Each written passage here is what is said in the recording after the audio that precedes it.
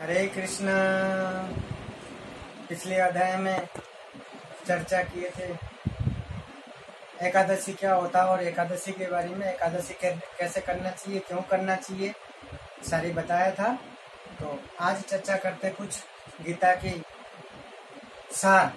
की सार कुछ खास बातें में चर्चा करते हैं।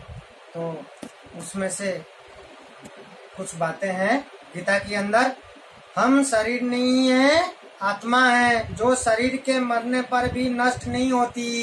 ये मैंने बताया था कि हम सब एक आत्मा है, परमात्मा के बच्चे हैं।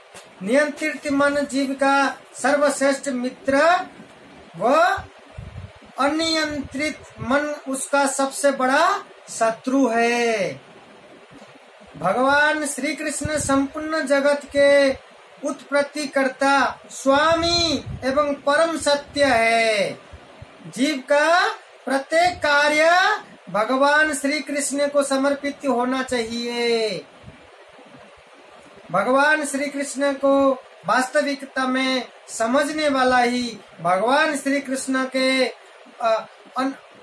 आनंदमय सनातन धाम का प्राप्त करता है। भगवान श्री कृष्ण को यथारूप भक्ति से जाना जा सकता है।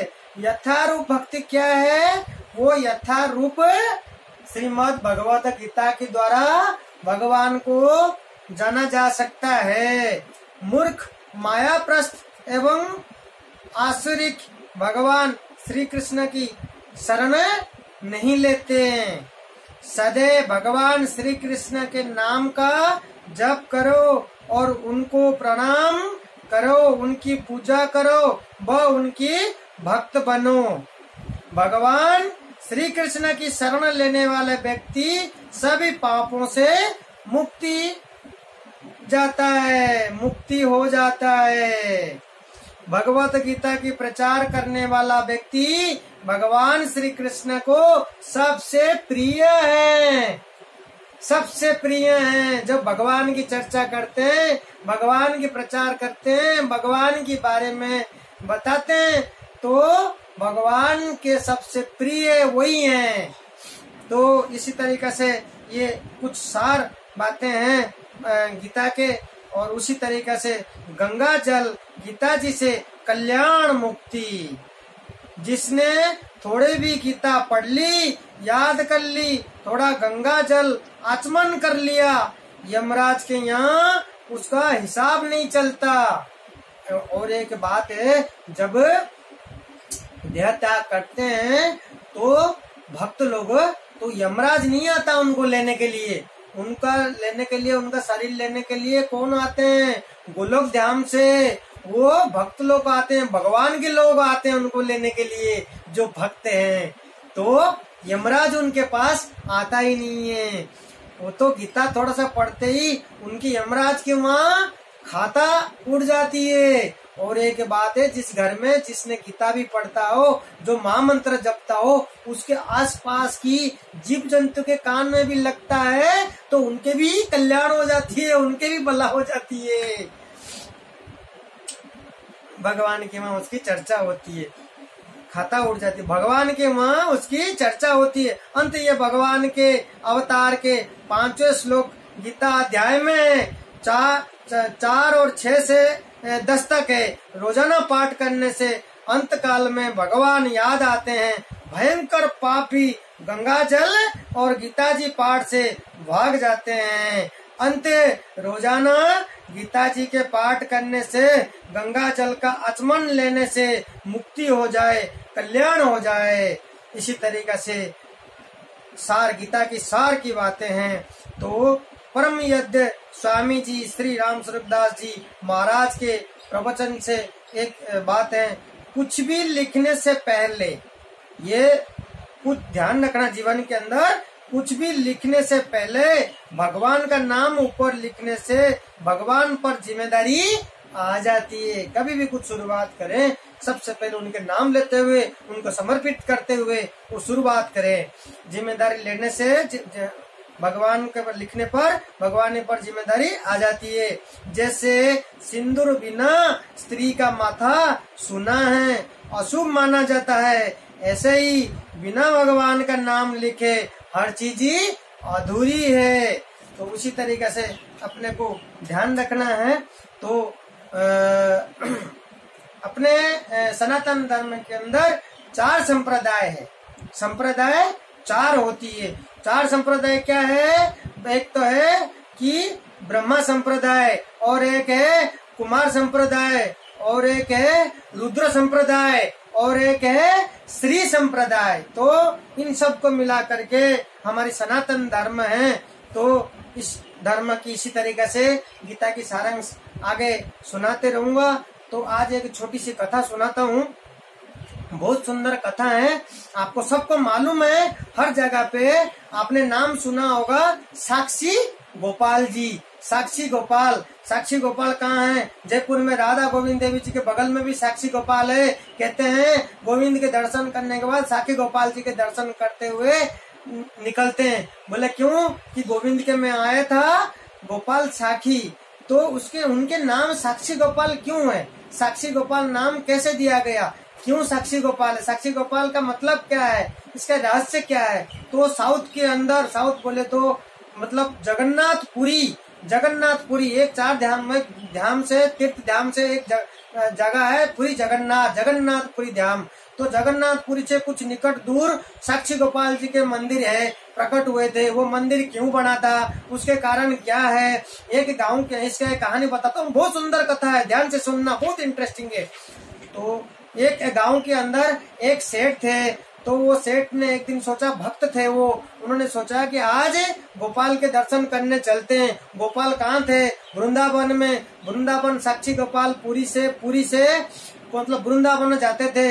तो पहले जमाने में पैदल पैदल जाया करते थे, महीनों महीनों पैदल पैदल। जैसे अभी आप लोग वैष्णो देवी अमरनाथ पैदल यात्रा करते हैं, महीनों महीनों में पहुंचते हैं, उसी तरीका से पुरी से वृंदावन के लिए रवाना होने की सोचा उन्होंने। तो सेठ थे, वो गांव का भक्त थे भगवान के। तो उस दिन तो उनके पास एक लड़का काम करता था, बालक।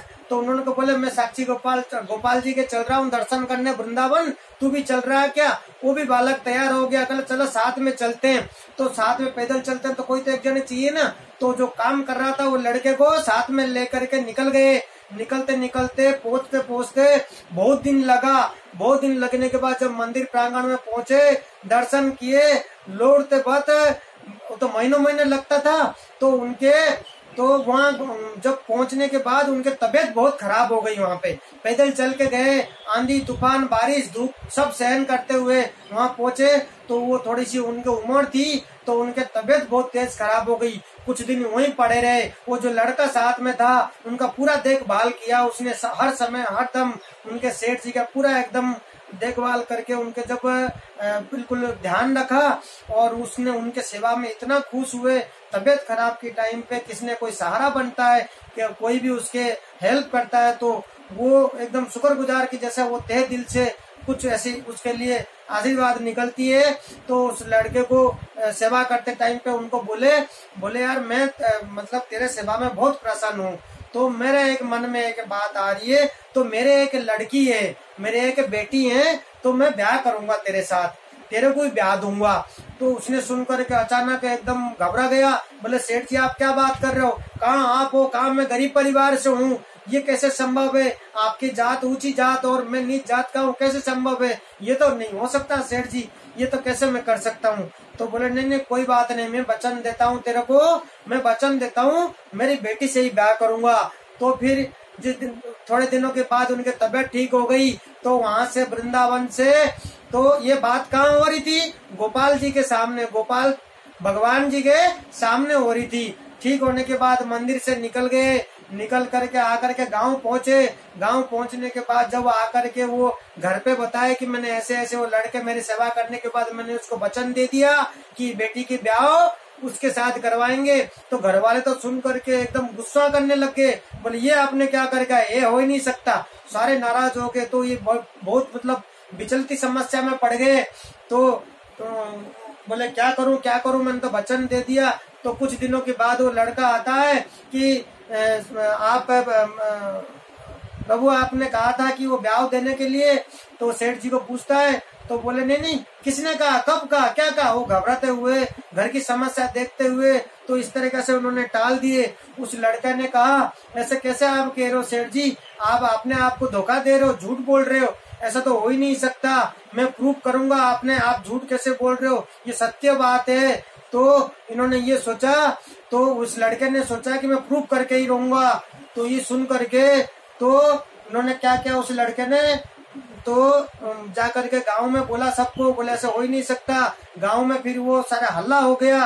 फिर हल्ला होने के बाद उस जमाने में गांव के पंच बैठाते थे, सारे लोग मेन लोग आए, विचारधारा के साथ बैठे, पंच बैठाए, बोले क्या क्या जाए, ऐसे ऐसे समस्या है और ऐसे ऐसे वचन दिए। तो गांव के पंच में फाइनल हुआ कि वो लड़के को बोले तू प्रूव करा देगा क्या, हम कैसे मान लेंगे कि इन्होंने वचन दिया वो ब्याह करने के लिए, तू प्रूव करा सकता है तुम। बोले वो तो प्रूव तो कैसे होगा, वो तो मूर्ति है, वो तो मूर्ति को यहाँ कैसे लेकर आऊंगा, तो क्या करूंगा। बोले यही है घटना, प्रूफ करा। बोला ठीक है मैं प्रूफ कराऊंगा। बोला जिस दिन प्रूफ कराएगा उसी दिन ब्याह करा देंगे। उस लड़के जाता है वृंदावन गोपाल के पास, तो वहां जाकर के विनती करता है, सीधा सरल भक्ति है।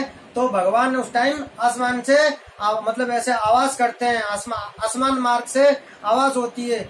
तो उन्होंने उस लड़के को विनती करने के बाद वहां पे जाकर के तो लड़के को बोलते हैं ठीक है आप गांव वालों को यहाँ ले आओ, मैं प्रूफ गवाही बन जाऊंगा। गांव वालों ने कहा कि गवाह दिला दे भाई, गवाह बन जाऊंगा, मैं यहीं से बोल दूंगा। बोले तो नहीं, गांव वालों ने बोला आपको वहीं चलना पड़ेगा, गांव वाले यहाँ नहीं आएंगे, आपको ये मान रखना पड़ेगा। आपके सामने बात यहाँ हुई थी कि उन्होंने सेठ जी ने कहा था कि मेरी बेटी को ब्याह दूंगा, अब जाकर के मुकर गए और वो झूठ बोल रहे, मैं इसका प्रूफ करके ही रहूंगा, आप मेरे साथ हो, आपके सामने बात हुई थी, आप तो झूठ नहीं बोल सकते हो। बोले ये कैसे हो सकता है कि मूर्ति कैसे चल के जा सकती है। तो इन्होंने लड़के ने कहा हे प्रभु आप बोल सकते हैं तो चल के भी जा सकते हैं, एक मूर्ति बोल सकती है तो मूर्ति चल के भी जा सकती है। तो भगवान भी फंस गए, विचार में पड़ गए।